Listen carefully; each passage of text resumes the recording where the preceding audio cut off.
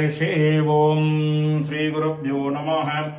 ओम परिणो रुद्रस्य दुर्वणक्तु परिद्वेषस्य दुर्मतिरगायोः अवस्थिरामगवद्यस्तनुष्वमीध्वस्तोकायतनयाय मृडय श्रुहि श्रुदङ्गरुदसदं युवानं मृगन्न भीममुपहत्नुमुग्रम् मृडाजरिद्रे रुद्रस्तवानो हन्यन्ते अस्मन्निभवन्तु सेनाः मेदुष्टमशिवदमशिवो न सुमना भव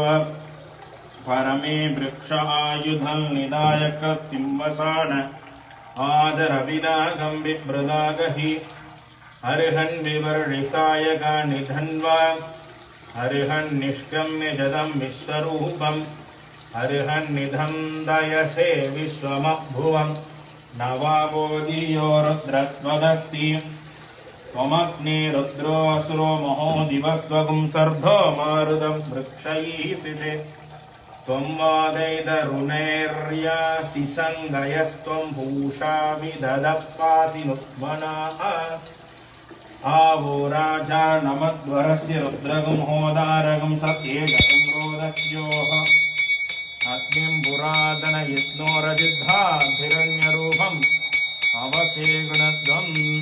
ओम पुरुषाय महादेवाय तन्नो रुद्र प्रचोदयात्।